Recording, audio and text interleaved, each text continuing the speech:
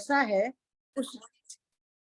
उसे उसके संस्कारों के साथ उसी रूप में स्वीकार करती हूँ। परमपिता परमेश्वर हर पल हर क्षण मेरे साथ है। मैं परमात्मा का प्रिय फरिश्ता हूँ। थैंक यू गॉड, मेरा शरीर मेरा स्वास्थ्य बिल्कुल ठीक है। थैंक यू गॉड, मेरा परिवार सुखी शांत एवं समृद्ध परिवार है। थैंक यू गॉड, अपार सुख के लिए, इतने सारे वैभव के लिए, स्वस्थ शरीर के लिए, प्यारे रिश्तों के लिए, इन सांसों के लिए कोटि कोटि धन्यवाद। Thank you God, thank you God, thank you God. Thank you. हाथों को रब करते हुए अपनी आंखों अपने शरीर पे मल सकते हैं। Thank you. नीता दीदी आ चुके हैं, ओवर टू यू दीदी। जी Neeta, please welcome. Thank you Renu ji. Good morning leaders, और अमेजिंग प्रेयर के लिए थैंक यू रेनू जी। तो आज हम स्टार्ट करते हैं हमारे गीता का 21 से 30 तक का श्लोक। तो सबसे पहले मैं इनवाइट करना चाहूंगी 21 और 22 जो ईसा श्लोक हैं उनको आशा जी बताना चाह रहे थे। तो आशा जी अगर आप ज्वाइन कर चुके हैं तो प्लीज। मेरा 21-22 से आपका म्यूट हो गया आशा जी। 21-22 से शुरू करना है मुझे आज श्लोक। हाँ प्लीज तो स्टार्ट। तो ये श्लोक है। सेनयोः भयोर्मध्ये मध्ये रथं स्थाप्य मे अच्युत यावदेता निरीक्ष्य अहं योद्धु कामान वस्थितान् कैरण्य सह योद्धव्य मस्मेरण समुद्यमे। तो यहाँ पर ये कहते हैं कि हे अच्युत, दोनों सेनाओं के मध्य में मेरे रथ को खड़ा कीजिए, जब तक मैं युद्ध क्षेत्र में खड़े हुए युद्ध की इच्छा वालों को देख न लूं कि इस युद्ध रूप उद्योग में मुझे किन किन के साथ युद्ध करना है। तो ये अच्युत जो मतलब अच्युतम केशवम जो कृष्ण भगवान को कहते हैं वो उन्हीं का नाम है। वो अर्जुन कहते हैं युद्ध स्टार्ट होने से पहले जब कौरव और पांडव दोनों तरफ खड़े हो जाते हैं अपने अपने स्थान पर, तो एक बीच में एक लकीर होती है, या कह सकते हैं कि एक जो जगह होती है जहां से वो इक्वी डिस्टेंट होते हैं दोनों लोग। तो अर्जुन कहते हैं कि मुझे प्लीज वहां पर हमारे रथ को खड़ा कर दीजिए, रथ को ले जाइए और खड़ा कर दीजिए। तो ये वाला जो प्रसंग है यहाँ पर जो कहते हैं सेनयो हो भयो मध्य है, यह पद गीता में 3 बार आया है। यहाँ पर फर्स्ट वाले अध्याय में 21वें श्लोक में, फिर दूसरे अध्याय में 2nd and 10, और ये जो यहाँ पर गीता का उपदेश भी देते हैं 10वें श्लोक में श्री कृष्ण इसको अर्जुन को। तो यहाँ पर इससे यह भाव निकलता है कि मनुष्य जहाँ और तीसरा जो है पहले अध्याय के 24वें श्लोक में भी आता है। सो 3 बार इसका वर्णन हुआ है यहाँ पर। तो इससे यह भाव निकलता है कि मनुष्य जहाँ कहीं और किसी परिस्थिति में स्थित है वहीं रहकर यह पर्याप्त परिस्थिति का सदुपयोग करके निष्काम हो सकता है, और वहीं उसको परमात्मा की प्राप्ति हो सकती है। कारण कि परमात्मा संपूर्ण परिस्थिति में सदा एक रूप से रहते हैं, मतलब वो कहीं पर अडिग नहीं होते, वो कहीं वो नहीं होते, विचलित नहीं होते। भगवान तो भगवान है, तो वो एक तरफ वो मतलब ऐसे कहते हैं कि वो स्थिर रहते हैं। He does not gate swayed by anything कि कभी दुख हुआ या खुशी हुई। वो इस तरह से हमें उनको फॉलो करना चाहिए जो हिलते नहीं है, जो विचलित नहीं होते किसी चीज से। तो यहाँ पर इस श्लोक में जो है अर्जुन ये देखना चाहता है कि उसके साथ युद्ध करने वाले लोग कौन कौन से हैं। श्री कृष्ण पूछते भी है कि कब तक यहाँ खड़े रहेंगे, तो बोलते हैं कि तब तक खड़े रहेंगे जब तक कि मैं ये देख न लूं कि मेरे साथ युद्ध करने वाले लोग, जो युद्ध की इच्छा रखने वाले लोग हैं, वो कैसे हैं, क्या मेरे समान है, मेरे से बलशाली है या मुझसे कम बलशाली है। तो ये सारी चीजें मैं देखना चाहता हूँ। इसलिए वो कृष्ण भगवान को कहते हैं कि मुझे बिल्कुल बीचों बीच खड़ा करो रथ को, और मैं ये सब देखना चाहता हूँ। Thank you. Great explanation Asha ji. तो नेक्स्ट बढ़ते हैं हम लोग, श्लोक जो है हमारा 23वां श्लोक, जिसके लिए कल बबीता जी ने अपने को नॉमिनेट किया था।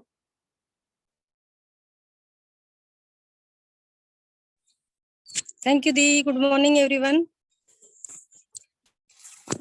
योत्सये मानान् वेक्षेऽहं ये एत्र एतर समागताः धार्तराष्ट्रे दुर्बुद्धिर्युद्धे प्रिय चिकीर्षव। धार्तराष्ट्र दुर्बुद्धे युद्धे प्रिय चिकीर्षव। यहाँ दुर्योधन को दुष्ट बुद्धि कहकर अर्जुन यह बताना चाहते हैं कि इस दुर्योधन ने हमारा नाश करने के लिए आज तक कई तरह के षड्यंत्र रचे हैं, हमें अपमानित करने के लिए कई तरह के उद्योग किए हैं। नियम के अनुसार और न्यायपूर्वक हम आद्य राज्य के अधिकारी हैं, पर उसको भी यह हड़पना चाहता है, देना नहीं चाहता। ऐसी तो इसकी दुष्ट बुद्धि है।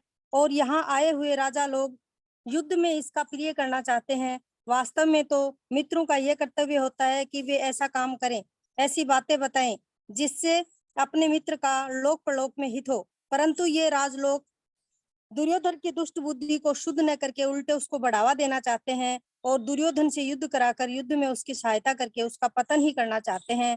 तात्पर्य है कि दुर्योधन का हित किस बात में है, उसको राज्य भी किस बात से मिलेगा और उसको परलोक भी किस बात से सुधरेगा, इन बातों का वे विचार ही नहीं कर रहे हैं। अगर ये राजा लोग उसको यह सलाह देते कि भाई कम से कम आधा राज्य तुम रखो और पांडवों का आधा राज्य पांडवों को दे दो, तो इससे दुर्योधन का आधा राज्य भी रहता और उसका परलोक भी सुधरता। योत्सये माना वेक्ष्यहं ये एत्र एत्र समागता। इन युद्ध के लिए उतावले होने वालों को जरा देख तो लूं, इन्होंने अधर्म का अन्याय का पक्ष लिया है, इसलिए ये हमारे सामने टिक नहीं सकेंगे, नष्ट हो जाएंगे। योत्सये मानान कहने का तात्पर्य है कि इनके मन में युद्ध की ज्यादा ही आ रही है, अतः देखो तो सही कि ये कौन कौन है। Thank you ma'am. Great Babita ji. तो अब नेक्स्ट जो दो श्लोक है 24 और 25, उसके लिए सुनैना भाभी को इनवाइट करना चाहूंगी। ये सुनैना। हाँ जी, सभी को सुप्रभात, जय श्री कृष्ण। मैं अपने श्लोक बता रही हूँ। ऋषिकेशो गूढ़ाकेशन भारत सेन भयो मर्दय स्थापयित्वा भीष्म द्रोण प्रमुख महिक्षताम् उवाच पार्थ पश्चातान्न संवेता कुरुनीति। इसका मैं बता रही हूँ आपको व्याख्या। गूढ़ाकेशन के बारे में बताया। दो अर्थ होते हैं। एक मिनट आपको रिक्वेस्ट करना चाहूंगी भाभी, आपकी आवाज थोड़ी सी क्लियर नहीं आ रही है शायद, या तो आपके दूसरे फोन में।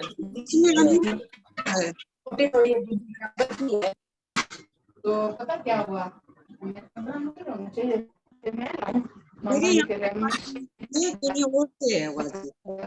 म्यूट कर दो रीता भाभी का।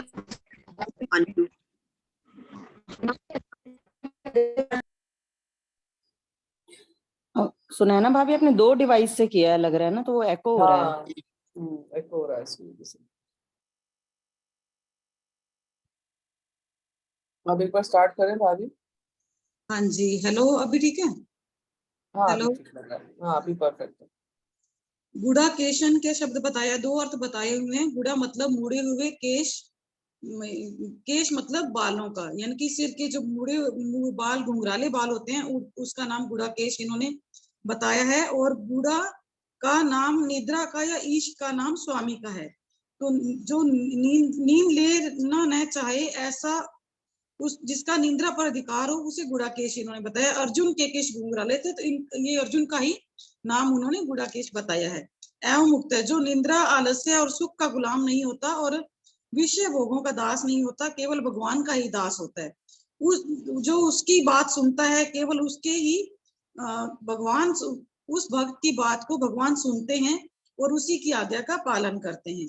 ऋषिकेश का बताया, इंद्रियों का नाम हरिषिक है।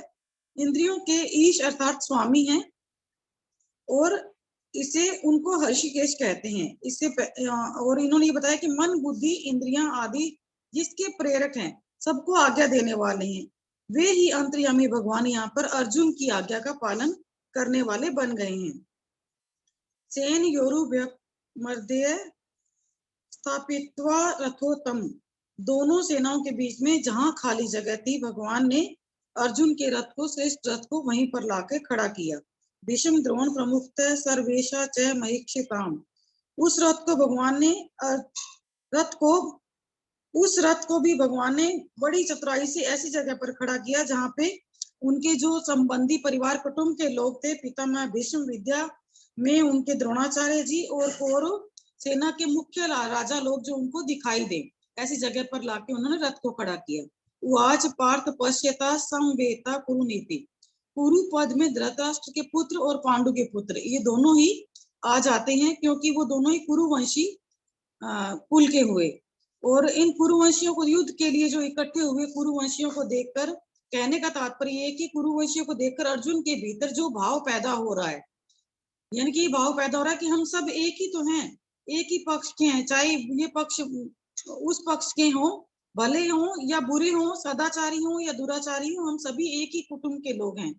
इस कारण अर्जुन में छुपा हुआ जो यानी प्रेम जो परिवार को लेके जागृत हो रहा है, मोह जागृत हो रहा है, उस मोह जागृत होने से अर्जुन जिज्ञासु बन गए हैं कि अर्जुन को निमित्त भाव मानकर कलयुगी जीवन के कल्याण के लिए गीता का उपदेश देना जरूरी हो गया था। इसीलिए उन्होंने उसको यहाँ लाके खड़ा किया ताकि जो परिवार का जो मोह उनके मन में आ रहा है वो उसे दूर कर सकें।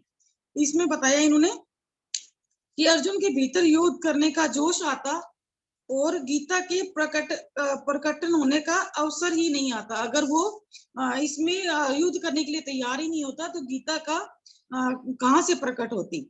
और कुटुंब का मोह भी दूर नहीं होता, जिसको दूर करना भगवान अपनी जिम्मेवारी मानते हैं। इन्होंने एक छोटा सा उदाहरण बताया हुआ है कि जैसे कोई घाव हो जाता है तो डॉक्टर क्या करते हैं कि उसको पकाने की कोशिश करते हैं और फिर उसको साफ करके और चीरा लगाकर उसमें से उसको भरने की कोशिश करते हैं। तो ऐसे में भगवान जो है वो भीतर में, यानी कि उसके अंदर जो मोह जागृत हुआ था अर्जुन का, उसको खत्म करने के लिए उन्होंने उसके भीतर छुपे हुए मोह को जागृत खत्म करने के लिए उन्होंने ये उपदेश देकर उस मोह को खत्म करने की कोशिश की है।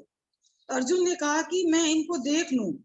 यहाँ भगवान को देख ले, पश्य मतलब देख लेने का मतलब ये है कि ऐसा कहने की जरूरत नहीं थी कि भगवान को तो केवल रथ खड़ा कर देना ही चाहिए था, परंतु उन्होंने श्री कृष्ण ने क्या किया कि उसके अंदर जो मोह जागृत हो रहा था, ऐसा उसको हटाने के लिए उन्होंने वहां लाके रथ को खड़ा किया। कुटुंब स्नेह, भगवत प्रेम, इन दोनों में बहुत अंतर है। कुटुंब में ममता युक्त स्नेह हो जाता है और कुटुंब के अवगुणों को में उसका ख्याल ही नहीं रहता कि उनके अंदर क्या क्या अवगुण है, किंतु ये मेरे हैं ऐसा भाव रहता है। ऐसे में भगवान का भक्त में विशेष स्नेह हो जाता है और भक्त के अवगुणों की तरफ ख्याल ही, जैसे ईश्वर है वो जब भक्त का मोह ईश्वर की तरफ बढ़ जाता है तो भगवान भी अपने जो भक्त होते हैं उनका बहुत ज्यादा ध्यान रखते हैं और वो भी उनके अवगुणों की तरफ ध्यान नहीं देते। इसमें बताइए कि कुटुंब स्नेह में कुटुंब के जो प्यार होता है या मोह होता है उसमें क्रिया और पदार्थ, यानी कि शरीर और जो हम कर्म करते हैं उसका भाव देखा जाता है, मुख्यता रहती है। और भगवत प्रेम में भाव की मुख्यता रहती है। कुटुंब स्नेह में और भगवत प्रेम में जो आत्मीयता की मुख्यता रहती है। कुटुंब स्नेह में अंधेरा और भगवत प्रेम में प्रकाश रहता है। कुटुंब स्नेह में मनुष्य कर्तव्य से च्युत हो जाता है, भगवत प्रेम में तल्लीनता और कर्तव्य पालन में विस्मृति हो जाती है। भक्त कभी भी कर्तव्यच्युत नहीं होता। कुटुंब स्नेह में कुंभियों की और भगवत प्रेम में भगवान की प्रधानता रहती है। तो ये इस वाले श्लोक में उन्होंने ये बताया कि अर्जुन ने कुरुवंशियों को देखने के लिए भगवान ने अर्जुन से कुरुवंशियों को देखने के लिए कहा, यानी कि अपने जो परिवार के लोग थे उनको देखने के लिए कहा। और उसके बाद का जो वर्णन है वो संजय आगे बताते हैं। Thank you Neeta ji. Great explanation भाभी। और वाकई में जिस तरह का डिफरेंस बताया है कुटुंब स्नेह और भगवत स्नेह में, तो हम लोग सब इसको जानते भी हैं, फिर भी हम कई बार कुटुंब स्नेह में पड़े रहते हैं ना। तो नेक्स्ट मैं इनवाइट करूंगी 26वें श्लोक के लिए जय भैया को। थैंक यू दीदी। तत्रापश्यति न पार्थ कृतो न पितामहान् आचार्याणां मातुल्या न भ्रातु न पुत्र न पौत्र न सखी सत्ता सवसुरा न सुरः सदस्य चैव सेनयोरुभयो अपि। यानी व्याख्या, जब भगवान ने अर्जुन से कहा कि इस रणभूमि में हुए कुरुवंशियों को देख ले, तब अर्जुन की दृष्टि दोनों सेनाओं के बीच में स्थित अपने कुटुंबियों पर गई। उन्होंने देखा कि इन सेनाओं में युद्ध के लिए अपने अपने स्थान पर भृष्वा आदि पिता के समान भाई खड़े हैं, जो कि बड़े मेरे लिए पिता के समान है। भीष्म सोमदत्त आदि पितामह खड़े हैं। द्रोण कुरूप आदि आचार्य विद्या पढ़ाने वाले कुल गुरु खड़े हैं। कुरुजीत कुंती पुत्र भोज और शकुनी आदि मामा खड़े हैं। भीम दुर्योधन आदि बड़े भाई खड़े हैं। अभिमन्यु घटोत्कच और लक्ष्मण दुर्योधन का पुत्र आदि मेरे भाइयों के पुत्र खड़े हैं। लक्ष्मण आदि के पुत्र खड़े हैं, जो कि मेरे पुत्र हैं।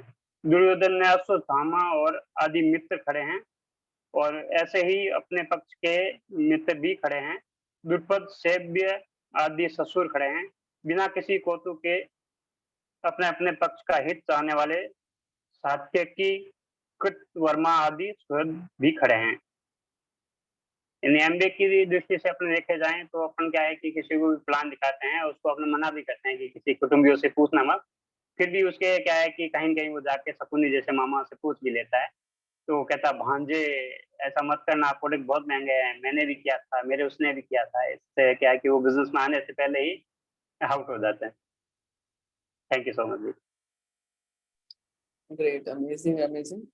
तो नेक्स्ट बढ़ते हैं हम लोग नेक्स्ट श्लोक की तरफ, 27वां श्लोक, जो कि पिंकी अगर है सेशन में तो प्लीज पिंकी आप सामने आके बताएं।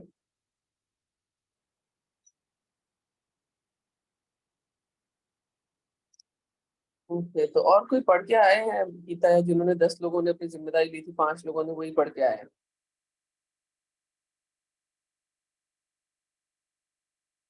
जो भी लोग पढ़ के आए प्लीज अपना हैंड रेज कर सकते हैं। बिजली सरकार का हैंड रेज पहले से ही है तो उनको बाद में लेंगे। तो क्या बोलना चाह रहे हैं? अमर कुमार जी पढ़कर आए हैं, उषा जी, जेडी बोरा जी पढ़ के आए हैं। ओके, शालू जी पढ़ के आए हैं। ओके, मैं भी पढ़ के आई हूँ। ओके, तो बस 4-5 लोग ना, जिससे बोलते हैं ना कि गीता पढ़ने से जिनका परलोक अच्छा होने वाला है, तो खुद के पढ़ने से ही होगा, दूसरे के सुनने से। श्रवण और मनन ठीक है, बट इतना भी श्रवण और मनन नहीं कि खुद पढ़े ही ना, है ना। तो कुछ लोग जो पढ़कर आए हैं और 27वां श्लोक अगर एक्सप्लेन करना चाह रहे हैं तो आगे आके बता सकते हैं।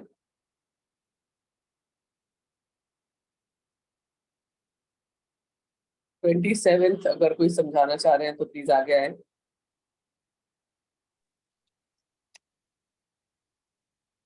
Yes Neeru please. Good morning everyone. इसमें 27वें श्लोक में यही दिया हुआ है, जैसे इसमें बताया है कि भगवान श्री कृष्ण जब उनको अर्जुन को युद्ध स्थल के बीच में ले जाते हैं उनका रथ को, तब वो सारे देख रहे होते हैं कि जितने भी हैं वो सारे मेरे सगी संबंधी हैं। तो उनके मन में कहीं ना कहीं ये विचार आ रहा होता है कि चाहे कोई भी है, मतलब मैं जो भी देख रहा हूँ दोनों ही तरफ जो है वो मेरे ही कुटुंब के हैं या फिर मेरे गुरु हैं, अलग अलग तरह के लोग हैं। तो मतलब उसके कहीं ना कहीं दिमाग में यही आ रहा होता है कि मतलब एक कायरता, क्या कहें कि एक कायरता उत्पन्न हो जाती है उनके मन में, या एक कहीं ना कहीं वो दोष अपने आप को दे रहे होते कि मैं कहाँ पे हूँ, मैं कहीं पे भी मारूं, किसी को भी मारता हूँ, चाहे मैं इधर से मारूं चाहे वो उधर से मारूं, कहीं से भी लोग अगर मरते हैं तो वो मेरे ही कुटुंब के लोग हैं।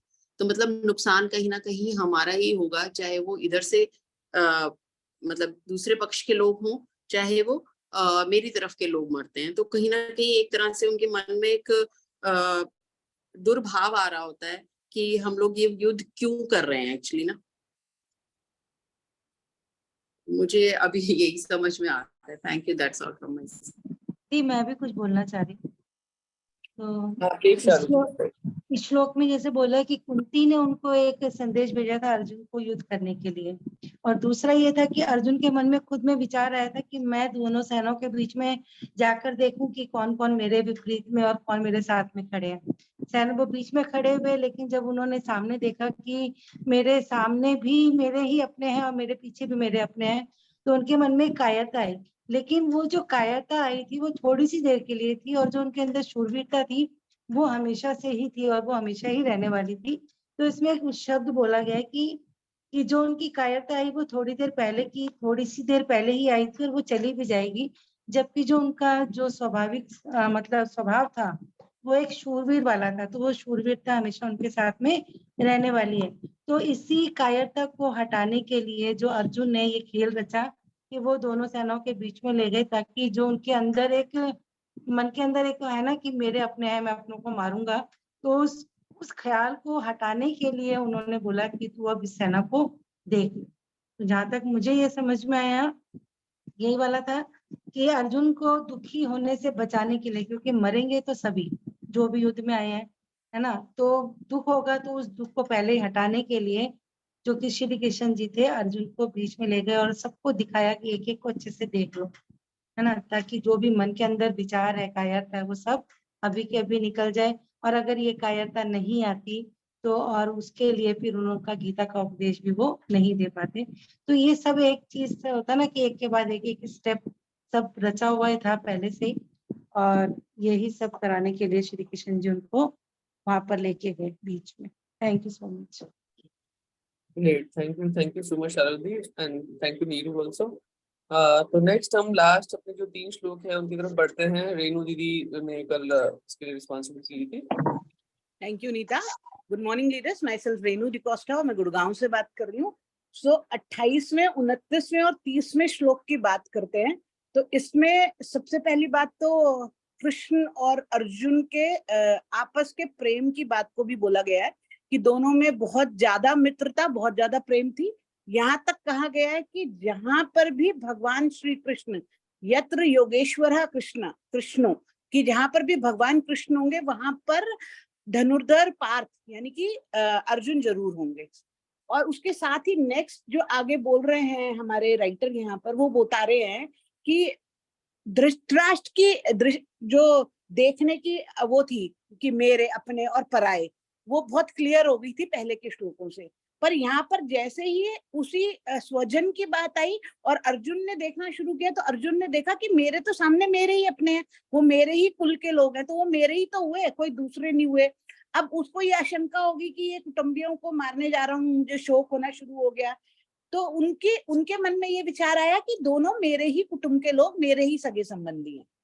नेक्स्ट आगे दृष्टवा वर्ड का इन्होंने यहाँ पर जो हमारे राइटर हैं वो बता रहे हैं कि दृष्टवा शब्द जो है वो 3 जगह आया है अभी तक के श्लोकों में, और उसमें यहाँ पर दृष्टि को ही एक किसी की दृष्टि, उसका देखने का नजरिया बताया गया है कि दुर्योधन देख रहा है कि युद्ध का एक भाव, की मतलब सिर्फ युद्ध के भाव से इस चीज को देख रहा है कि जो सामने खड़ा है वो मेरा शत्रु है और जो मेरे साथ खड़ा है वो मेरा मित्र है। लेकिन यहाँ पर अर्जुन ने, मतलब अर्जुन के बारे में अर्जुन के लिए बोल रहे हैं वो कि अर्जुन वीर तो है, लेकिन जैसे ही उसने अपना धनुष भी उठा लिया फौरन कि हमें लड़ने जाना है, लेकिन जैसे ही उसने अपने सामने बिल्कुल अपनी ऑपोजिट टीम में देखा कि ये तो मेरे लोग ही खड़े हैं, चाहे वो किसी भी तरीके से मेरे हैं, चाहे वो मेरे कुल के द्वारा, चाहे मेरे मित्रता के रूप में, चाहे मेरे गुरु, लेकिन वो मेरे हैं। तो उसमें एकदम से कायरता का भाव आया, जैसा कि अभी भाभी ने भी बोला कि अर्जुन वीर तो था, लेकिन फौरन क्षणिक कुछ क्षण के लिए उसके अंदर वो भाव आया कि अरे ये क्या हो रहा है, तो उसके हाथ से उसका धनुष गिर गया। आगे अगेन उसको पूरा एक्सप्लेन करते हुए उसके मन की भाव को बता रहे हैं कि अर्जुन के मन में अब क्या भाव आने लगे। अर्जुन को लगा एकदम से उसको चिंता होगी, एकदम से वो एक इंस्टेंट उसमें गया कि ये क्या हो रहा है, मेरे सामने तो सब मेरे लोग खड़े हुए हैं। तो उससे क्या हुआ, उसके शरीर में उसके मन में बहुत ज्यादा चिंता होने लगी कि मैं इन लोगों के, मतलब जो सामने जितने भी लोग हैं वहां पर, अर्जुन ने ये सोचा अब युद्ध होगा, मरेंगे मेरे टीम के लोग भी लेकिन सामने की टीम के, और दोनों ही मेरे लोग मरने वाले हैं। तो उसके शरीर में जलन होने लगी, हाथ पैर सुन्न होने लगे, उनको बहुत ज्यादा टेंशन हो गई एकदम से। कहते हैं ना, यहाँ पर नीचे एक्सप्लेन भी कर रहे हैं राइटर कि चिंता और चिता दोनों में सिर्फ बिंदु का अर्थ है, लेकिन दोनों ही चीजें शरीर को जलाती हैं, एक जीवित व्यक्ति को और एक मृत व्यक्ति को। तो वो यहाँ बता रहे कि कैसे चिंता के कारण एकदम से अर्जुन विचलित हो गए और अर्जुन के मन में क्या भाव आने लगे। उनको महसूस होने लगा कि मैं गिर जाऊंगा, मेरे शरीर के रोंगटे खड़े हो रहे हैं, उनके हाथ से धनुष भी गिर गया। ऐसा धनुष गिर गया जिसकी जब वो आवाज जो जिससे तीर चलाते हैं, वो जो डोरी बंधी होती है, जब उसको ही चलाते थे तो उसी की वजह से कहते हैं कि उसकी आवाज इतनी तेज होती थी कि शत्रु डर जाते थे। लेकिन आज जो कि अर्जुन इतना बलशाली होते हुए भी, इतना उसके पास बड़ा गांडीव होते हुए भी, श्री कृष्ण उसके साथ होते हुए भी, उनकी ध्वजा में हनुमान स्वयं होते हुए भी, उसके मन में एक क्षण के लिए ये डर आया कि मेरे सामने जो खड़े हैं वो भी मर जाएंगे, वो मेरे ही अपने हैं। इसको एक्सप्लेन किया। Thank you so much. Great, amazing explanation Renu दीदी। और मैं इससे पहले कि हम लोग आगे बढ़े इसकी बिजनेस रेलेवेंस की तरफ, तो मैं जरूर से चाहूंगी कि जो भी लोग आज तक अपने आप को नॉमिनेट नहीं कर पाए हैं, है ना, हो सकता है संस्कृत के डर से या किसी उससे, तो आज अपने आप को अगले दिन पे नॉमिनेट जरूर करें।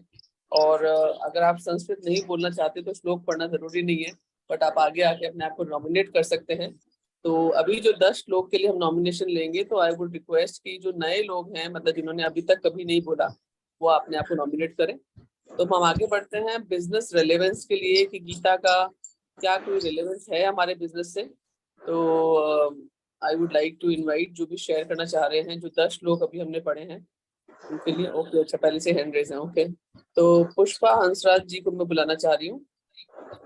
नमस्कार और दीदी। पुष्पा हंसराज जी जो हैं आज बिजनेस रेलेवेंस बताएंगे, और वो नेक्स्ट टाइम जो है एक दोहा भी एक श्लोक भी लेंगे। Yes. हाँ जी, मेरी ये बुक नहीं है मैम, तो आज मेरी बुक आ जाएगी तो आगे हम पार्टिसिपेट करेंगे। तो सॉरी आज तक के लिए। No issues. आप अभी बिजनेस रेलेवेंस बताना चाह रहे हैं या आपने हैंड रेज इसीलिए किया था? जी okay, Shivangi ji please. Thank you Neeta ma'am. Good morning to all.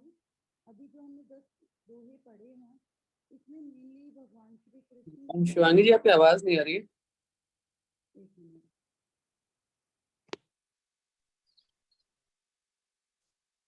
हाँ जी, गुड मॉर्निंग। यस, तब तक भवानी जी को सुन लेते हैं। Yes Bhavani ji please. जी, गुड मॉर्निंग एवरीवन। मेरा नाम भवानी सिंह है, मैं जोधपुर से हूँ। इस पूरे जो 21 से 30 तक के जो श्लोक है, उसके अंदर जो मेन जो बातें सामने आई है वो ये है कि वो एक जगह खड़े हैं, बीच में खड़े हैं दोनों सेनाओं के। परिस्थितियां मतलब समान है, लेकिन जो सेम परिस्थिति के अंदर 3 भाव उनके अंदर उत्पन्न हो रहे हैं। एक तो जैसे जो उनका स्वाभाविक भाव था, स्वाभाविक जो उनका नेचर था सूरवीरते का, तो एकदम से वो जोश में आके गांडे हाथ में लेके वो तैयार हो जाते हैं, बोलते हैं हम मतलब कौन कौन है देखता हूँ। दूसरा, जो जब उनको बीच में गए और उनको जब रियलिटी का पता चला, तो मतलब उनके अंदर थोड़ा मतलब परेशान हुए, चिंता हुई, है ना, नेगेटिविटी आई उनके। लेकिन जब उनको वास्तविक ज्ञान हुआ ठाकुर जी के द्वारा, तो उनको मतलब जो उनका जो एग्जैक्ट जो उनका जो रिजल्ट था, जो उनका मतलब नतीजा था, वो पूरे चेंज हो गए। तो ऐसे हमारे बिजनेस के अंदर भी परिस्थितियां एक जैसी रहती हैं, लेकिन हमारे मन में 3 भाव आते हैं, पॉजिटिव, नेगेटिव और न्यूट्रल। तो और जो पॉजिटिव मतलब है ना, तो हमारे जो मेंटर्स होते हैं वो हमें एक्चुअल ज्ञान देते हैं और हम फिर आगे अपने बिजनेस में फिर आगे डेवलप होते हैं। Thank you so much. Great Bhavani ji. Yes, तो रेणु जी को इनवाइट करना चाहूंगी। Yes Renu ji. Neeta, may I speak for a minute? जी जी अंकल प्लीज। अंकल आपको इनवाइट करूंगी एक बार रेणु जी को सुन के। मैंने देख लिया था आपका माइक अनम्यूट प्लीज हुआ था। पहले अंकल से सुन लो please. Yes uncle. Nita, may I speak? Yes, yes, please, uncle. Good morning to everyone. मैं ये कहना चाहता हूँ कि ये जो 21 से लेकर 30 तक के दोहे हैं, ये हमारी मनोस्थिति को विवरण बताते हैं। अर्जुन की मनोस्थिति क्या थी जब उसने देखा कि चारों तरफ मेरे अपने ही लोग वहां खड़े हुए हैं, तो उसकी मनोस्थिति का विवरण है ये, उसकी कायरता का विवरण नहीं है। हम ये कहते हैं अर्जुन कायर हो या नहीं, उसकी मनोस्थिति इतनी ऐसी हो गई कि यार इस युद्ध का क्या फायदा, मैं जीतूं तो भी मेरी हार, मैं हारूं तो भी मेरी हार, मेरे ही अपने लोग मरने वाले हैं। अपने ही मनोस्थिति का विवरण किया है और उस मनोस्थिति से उबरने के लिए फिर कृष्ण जी उनको उपदेश देते हैं। तो इसी तरह से बिजनेस रिलेवेंट जो बात है, आज क्या है कि बिजनेस के अंदर जब लोग आते हैं और उनका बिजनेस नहीं चलता तो उनकी मनोस्थिति का जो विवरण हो जाता है कि यार क्या है, कुछ नहीं, पैसे नहीं आते, लोग नहीं मानते, ये नहीं मानते। तो उस मनोस्थिति को ओवरलुक करने के लिए ही अपलाइन का रोल आता है। ये मैं कहना चाहता हूँ। नमस्कार, धन्यवाद। Thank you uncle. तो रेनू दीदी, यस प्लीज। अंकल ने बहुत अच्छे से एक्सप्लेन कर दिया, मेरा कुछ कहने का बचा ही नहीं। सिर्फ यही बात कहना चाह रही थी कि यहाँ पर अपलाइन का भी साथ है और साथ ही साथ जो हम बिल्कुल एक क्षण के लिए हम सबके दिमाग में भी ये बात आता है कि ये लोग भी कर रहे हैं एमबे, वो भी कर रहे हैं एमबे। ऐसे तो बहुत लोग मिलेंगे जो एमबे कर रहे हैं, लेकिन सिर्फ यहाँ पर जो मुझे समझ में आया है कि हम लोग खुद ट्राई तो करें कम से कम।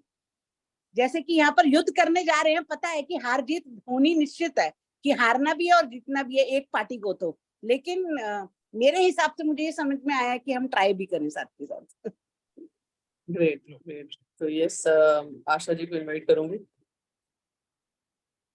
तो मेरे वाले जो श्लोक में जो कहते हैं कि ऊपर वाला जो भगवान है उनके ऊपर विश्वास करना चाहिए कि वो स्थिर है, उनको वो विचलित नहीं हो रहे हैं। तो यहाँ पर हमारे बिजनेस में यही है कि हम जो है मैं तो कहूंगी कि मेंटर भी नहीं, मैं कहूंगी कि अगर सिस्टम के साथ अगर हम जुड़ जाते हैं तो ये सिस्टम तो वर्क करता ही है। मुझे ऐसा समझ में आया कि किसी एक व्यक्ति विशेष से इसको जोड़े बिना इस बिजनेस को, अगर इस बिजनेस का जो नेचर है या इस बिजनेस के जो जिस तरह से ये काम करता है उसके साथ अगर हम जुड़ जाते हैं तो ये बिजनेस बिल्कुल चलेगा, बहुत अच्छा बिजनेस है। मुझे इतना ऐसा समझ में आया। Thank you. I think the system के साथ कनेक्ट होना जरूरी है, क्योंकि वो तो स्थिर रहता ही है, वो कहीं ऊपर नीचे नहीं जाता, ना मिटता है। Thank you so much. Shivangi ji, अगर आप कनेक्ट कर पा रहे हैं तो प्लीज आप बताएं। Thank you Neeta ma'am. मेरी आवाज आ रही है मैम अब? Yes perfect. हाँ जी, आज बहुत ही अच्छा एक्सप्लेनेशन रहा। जो 21 से लेके 30 तक के दोहे थे, उसमें मुझे जो समझ में आया वो मुझे ये लगा कि अर्जुन को मोह हो रहा था, क्योंकि सामने उसी के सगे संबंधी थे। तो वो वैसे तो बहुत शूरवीर थे, लेकिन अपने सगे संबंधियों को देख के वो कमजोर पड़ रहे थे। मनस्थिति भी इसमें उनकी काम कर रही थी। वैसे ही अगर हम हमारे बिजनेस को देखें तो हम सारे 3 कार्डिनल्स रूल और 9 कोर स्टेप सब जानते हैं, लेकिन जब हमारे सगे संबंधी हमारे साथ अपने बिजनेस में आते हैं और वो इनको फॉलो नहीं कर पाते, तो शायद हम उनको इतने अच्छे से गाइड नहीं कर पाते, या हमारी खुद की जब बात आ जाती है तो हम उसको अच्छे से फॉलो नहीं कर पाते। तो धर्म की स्थापना सर्वोपरि है। इसी तरह से जो हमारे बिजनेस के रूल है वो भी सर्वोपरि है। उसमें चाहे फिर हमारी पर्सनल डाउनलाइन हो, हमारे सगे संबंधी हो, या हम खुद हो, सबसे ऊपर जो हमारे रूल और रेगुलेशन है उनको रखेंगे तो हम निश्चित ही अपने बिजनेस में सफल होंगे।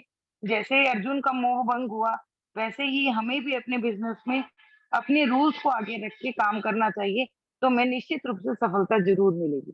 थैंक यू मैम, मुझे मौका देने के लिए। ग्रेट शिवांगी जी। तो यस, मैं तुनिशा को इनवाइट करना चाहूंगी। Tunisha please come.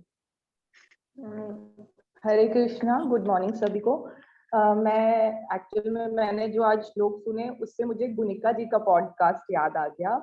गुनिका जी ने बहुत अच्छी तरीके से मेंशन किया था और मैं उसको इस गीता की इस सिचुएशन से रिलेट कर पा रही हूँ। उन्होंने बोला था कि मैंने जब ये बिजनेस स्टार्ट किया था मैंने अकेले स्टार्ट किया था, बहुत सारे फेलियर्स आए, मैंने बहुत सारे जॉब क्विट किए वगैरह वगैरह, लेकिन इतनी दुविधा में थी कि हस्बैंड का भी पूरा सपोर्ट नहीं था, but still she went on. उन्होंने अपना पूरा बेस्ट दिया और उन्होंने पूरी डेडिकेशन दिखाई, मतलब वो दुविधा में होते हुए भी उन्होंने अपने आप को उससे बाहर निकाला। हाँ जी, thank you. Great Tanisha, amazing sharing. Yes, Bora sir को इनवाइट करना चाहूंगी.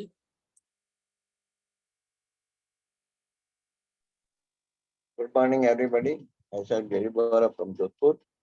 और 21 से 30 तक के श्लोक का तात्पर्य अपने बिजनेस से कनेक्टिंग ये है कि यहाँ पे हमारे जो मेंटर है उनको भगवान कृष्ण का प्रतीक बताया गया है, और जो उनके डाउनलाइन या मेंबर्स है उनके साथ में ग्रुप में है उनको पांडवों और अर्जुन का प्रतीक बताया गया है. तो जब जैसे अर्जुन रणभूमि में अपना मोह और संबंधियों को देख के घबरा जाता है, शिथिल हो जाता है, उसी तरह बिजनेस के अंदर जब न्याय व्यक्ति आता है तो वो इसी तरह अपना रोल अदा करता है जैसे रणभूमि में इसमें बताया गया.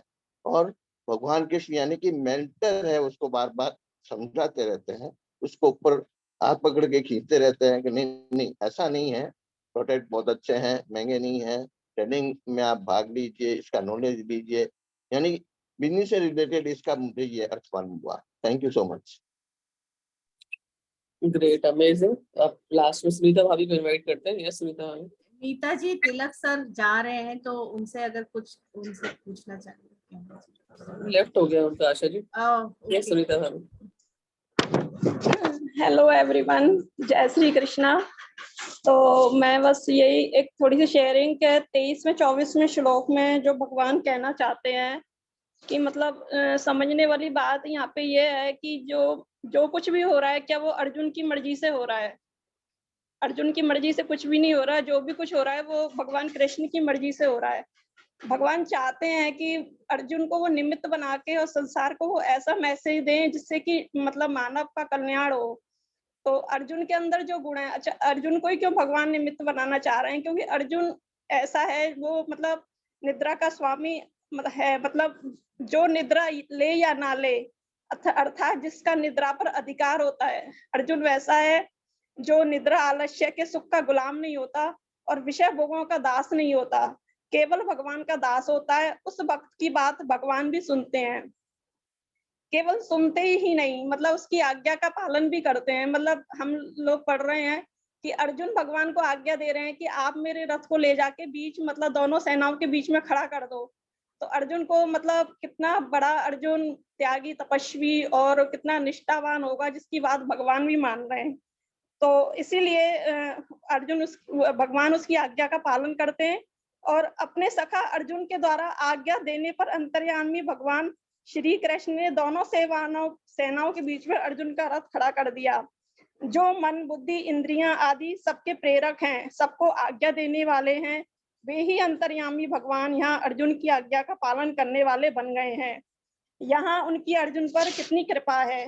भगवान के चाहने पर अर्जुन के मन यह जिज्ञासा जागी, मतलब भगवान अर्जुन को निमित्त बना रहे हैं. भगवान की इच्छा से ही अर्जुन के मन में जिज्ञासा जागी कि भगवान प्राणी मात्र कल्याण में उसको निमित्त बना रहे हैं.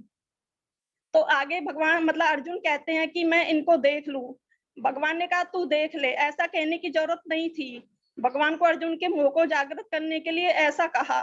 मतलब भगवान ही उसके अंदर मोह जागृत करना चाहते हैं. मोह जागृत होगा तो अर्जुन के अंदर प्रश्न जागेंगे और फिर मैं गीता का उपदेश दूंगा जिससे कि मानव का कल्याण होगा.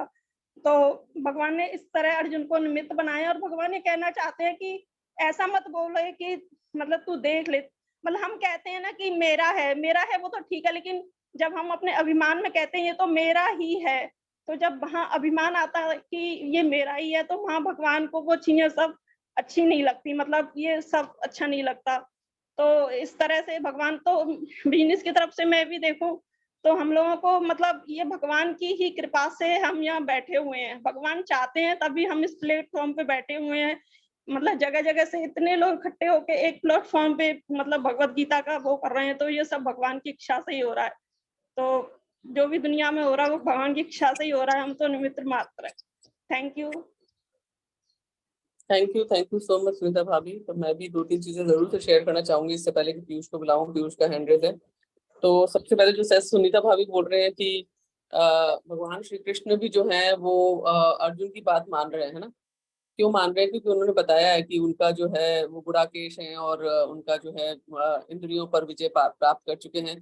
तो मतलब अपने आप को जब हम प्रूव करेंगे तो हमारे मेंटोर्स भी जो है ना हमारे लिए मतलब ध्यान देंगे। हम कई बार बोलते हैं मेरे मेंटोर तो मेरे पे ध्यान ही नहीं दे रहे, है ना, मेरी जो अपलाइन है तो मुझ पर ध्यान नहीं देती। तो हम ऐसा कुछ कर रहे हैं क्या कि हमारे पर ध्यान दिया जाए, या हम क्या उनकी जो है गुड लिस्ट में है क्या कि हाँ you are the A type person जो कि रेडी है बिजनेस करने के लिए। तो पहली बात तो जो मुझे इसमें समझ में आई वो ये। सेकंड बात जो मुझे समझ में आई, उन्होंने कहा कि श्री कृष्ण चाहते थे कि उनमें मोह जागृत हो, वरना जो मोह का जिसने मोह पे विजय प्राप्त कर रखी है, इंद्रियों पे विजय प्राप्त कर रखी है, उसमें मोह जागृत हो जरूरी नहीं है, तो वो कहीं पर भी उस रथ को खड़ा कर सकते थे, है ना। तो वो चाहते थे ताकि वो संसार को गीता का ज्ञान दे सके और सबको जो है मानव मात्र के कल्याण के लिए बात हो सके। तो यहाँ पर भी कई बार हमें पता नहीं होता कि मेंटोर क्या चाहते हैं। जैसे मैं एक छोटा सा एग्जांपल देना चाहूंगी यहाँ पर, जैसे मैंने पहले भी शेयर किया था कि हम एक बीकानेर ट्रिप पे गए थे जब गौरी शंकर जी का जो है एमरेट रिकॉग्निशन था। तो उस समय मैं पीयूष बोल रही थी अपन सबको लेके चले गए, तो मैं कहीं पागल हो गई है पीयूष, पता नहीं समझ में नहीं आ रहा है ना, कैसे बातें कर रही है, इतने सारे लोग कहाँ जाएंगे बीकानेर। बट आप मानेंगे नहीं कि हमारे 20 लोग उस बीकानेर ट्रिप में थे एंड बिजनेस के बाद इतना ज्यादा बूस्ट हुआ। तो हमें नहीं पता होता कि क्या चीजें उनके दिमाग में चल रही है, बट डेफिनेटली कुछ ऐसा ही चल रहा होगा जिससे कि हमारा बिजनेस जो है बहुत ज्यादा बढ़ेगा। और लास्टली जैसा अभी शिवांगी जी भी शेयर करी थी कि हमारे जो रिलेटिव्स हैं, तो मैं तो उसमें ये कहना चाहूंगी कई बार जब हमारे रिलेटिव्स नहीं कर रहे होते ना बिजनेस, तो दुख तो बहुत होता है। और जब कई बार लोग फोन उठाना बंद कर देते हैं हमारे क्लोज रिलेटिव्स और फ्रेंड्स, तो हमें लगता है कि यार किसके लिए कर रहे हैं हमें बिजनेस, हमें करने की जरूरत ही क्या है जब ये लोग इस तरह से हमारे रिलेशन शायद खराब हो रहे हैं, है ना। तो हम कई बार ऐसा सोच रहे होते हैं, बट अगेन अगर आप आगे बढ़ते रहते हैं तो रिलेशंस डेफिनेटली बहुत अच्छे होते हैं। और इवन जो रिलेटिव्स या फ्रेंड्स आपको मना कर चुके होते हैं वो आपके पास वापस आते हैं और आपको बोलते हैं कि यार कैसा चल रहा है आपका बिजनेस। तो ये 3 चीजें मुझे इसमें समझ में आई, और भी बहुत सारी चीजें जब मैं कल पढ़ रही थी तो बिजनेस रेलेवेंस समझ में आ रहा था। But I would like to invite Piyush now. Yes Piyush. Yes thank you so much Neeta, amazing. और बहुत सारे एक्सप्लेनेशन अभी जो मतलब मैं जो बोलना चाहती हूँ एक्चुअली में नीता बोल देती है तो बहुत सारी चीजें उसमें कवर अप हो गई। जो मेन बात मुझे अभी एकदम रेलेवेंट लग रही है अपन सबके लिए, अपने बिजनेस के लिए, अपनी लाइफ के लिए, कि हम देखे युद्ध भूमि पे सब कुछ नजर तो आ ही रहा था, तो बीच के अंदर ले जाने का मतलब क्या है कि there is a particular place या पर्टिकुलर सिचुएशन जहां से आप चीजों को बहुत गहराई से देख पाएंगे। तो हम लोगों के लिए बिल्कुल और बिल्कुल बीच अभी आ गया है हमारा स्थल, जहां से हम अपने बिजनेस की मैग्नामिटी को अपनी लाइफ के अंदर कैसे ट्रांसफॉर्म हो जाएगी। तो हम लोग 21st को जो प्रमोट कर रहे हैं, तो मुझे लगा कई बार लगता है ना हम लोगों को भी, अरे वही बातें करेंगे क्या होगा, दिख तो सब रहा ही है सबको, ऐसा तो कुछ है नहीं कि कुछ दिख नहीं रहा है। लेकिन हर चीज को देखने का एक बिल्कुल जो कहते हैं ना सही परिप्रेक्ष्य होता है, सही परिस्थिति होती है और सही स्थान होता है। तो इस बिजनेस की मैग्नामिटी को भी यदि हम इसके अंदर कुछ जीवन के अंदर बहुत बड़ा करना चाह रहे हैं इस बिजनेस के थ्रू, तो we can not afford to lose कल का सेशन। बहुत सारे लोग, बहुत सारी लीडरशिप को लगता है कि यार हम तो ऑलरेडी मोटिवेटेड हैं, वहां पे जाकर के क्या करेंगे। बट आप देख रहे हैं अर्जुन को क्या भीष्म पितामह, क्या चीज अर्जुन को नहीं लगी उस बीच की जगह पे जाके, क्या चीज उसको पता नहीं थी। क्या वहां पे उसको पहली बार जाके पता चला कि अरे मुझे युद्ध जो है वो अपने गुरुओं से करना पड़ेगा, अपने मित्रों से करना पड़ेगा। बट आप देखते हैं पावर कितनी ज्यादा होती है जो हम कहते हैं एसोसिएशन में और उस पर्टिकुलर एनवायरमेंट में। तो वो एनवायरमेंट हमें कल मिलेगा एक, तो मुझे लगा तो वो बीच है हमारे लिए, जैसे अर्जुन का वो बीच था और गीता जैसे एकदम महान ग्रंथ का उद्गम हुआ, तो वो हो सकता है कि हमारी जीवन का एक महान क्षण बन जाए कल ना, तो उसको हमें मिस नहीं करना चाहिए। दूसरा, मुझे बहुत ज्यादा तसल्ली मिलती है क्योंकि हर बार मुझे लगता है कि ऐसे कैसे, मतलब कभी कभी अपने ऊपर डाउट आता है ना इंसान को कि, तो ये मुझे लगा कि शंका एक स्वाभाविक है। और जो पापा ने बात की मुझे वो अच्छी लगी कि जब हम शंकालु होते हैं तो हम लोगों को जज करने की आदत होती है कि अरे यदि मेरे को शंका हो रही है तो मैं अपने आप को ही जज करती हूँ कि यार डू आई रियली, मतलब am I really capable to go diamond and beyond. तो ये बहुत स्वाभाविक चीजें हैं। शायद जो लोग अभी डायमंड, डबल डायमंड और फाउंडर्स, क्राउन एम्बेसडर्स हैं, उनको भी ऐसा नहीं हुआ होगा जीवन के अंदर हर समय जो है वो बहुत ही एक्साइटमेंट में रहे होंगे और हर कुछ गुडी गुडी लगा होगा।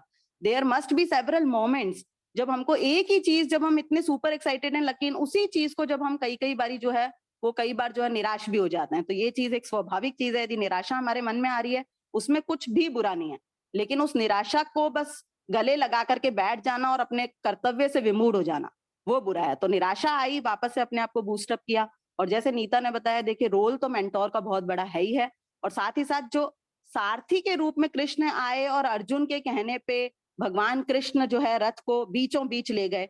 तो कई बार हम लोगों का, इंसानों का ईगो इतना बड़ा होता है कि एक केवल अपलाइन के स्टेटस से, मेंटोर भी नहीं, मैं अपलाइन हूँ, जस्ट मैंने बाई चांस किसी को स्पॉन्सर किया या किसी ने किसी को स्पॉन्सर किया, तो बहुत सारे लोग हम लोग ये कंप्लेन करते हैं, देखो हमें ये बात कह दी, सोचते ही नहीं है कि हम अपलाइन है और हम बॉस के रूप में आना चाहते हैं। कभी कभी हम मतलब, तो बार बार जो बात होती है कि सर्विंग मोड का बिजनेस है, तो एज ए मेंटोर का मतलब ये नहीं है कि हम बॉस हो गए। यदि हमारी टीम कुछ एक्सपेक्ट कर रही है तो सर्विंग मोड में आके हम काम करेंगे। उस समय बड़े छोटे का कुछ नहीं होता कि आज रेणु जी के साथ मैं जा रही हूँ और मैं तो मशीन नहीं उठाऊंगी भैया चेकअप के टाइम के अंदर, क्योंकि मैं अपलाइन हूँ, है ना। तो मैं मशीन भी उठाऊंगी, मैं टेबल भी लगाऊंगी, मैं लोगों को अभिनंदन भी करूंगी, मैं काउंसलर के रोल में भी आऊंगी, मैं उनकी दोस्त भी बनूंगी। तो एक सर्व पूरे तरीके से, मतलब जैसे कहते हैं ना कि पूरा 100% जस्टिस करके 100% काम करके ही हम जो है इस मेंटोर के रोल में आ सकते हैं। तो thank you so much and I believe कि सबके सब लोग, हम लोग जो नॉर्थ रीजन के लोग हैं, कल वहां इकट्ठे हो रहे हैं और इस क्षण का बहुत बहुत लाभ उठा रहे हैं। Thank you, over to you Neeta. Great Piyush, बहुत अच्छे से पीयूष ने एक्सप्लेन किया बिजनेस रेलेवेंस। और कल हमारा जो बीच है, तो आप में से कितने लोग जो हैं स्टार अवार्ड्स के लिए कल दिल्ली पहुंच रहे हैं, अपना चैट बॉक्स में लिख के बता सकते हैं। और मैं विवेक भैया को इनवाइट करूं उससे पहले मैं जरूर से नॉमिनेट करवाना चाहूंगी मंडे के होस्ट हमारे, जो मंडे को होस्टिंग करना चाहेंगे, तो आप प्लीज अपना नाम चैट बॉक्स में लिखें फॉर होस्टिंग। और मंडे को सेशन हम लोग कंडक्ट कर पाएंगे नहीं कर पाएंगे वो विवेक भैया बताएंगे, क्योंकि हम लोग सब शायद स्टार अवार्ड से आएंगे। तो ओवर टू विवेक भैया।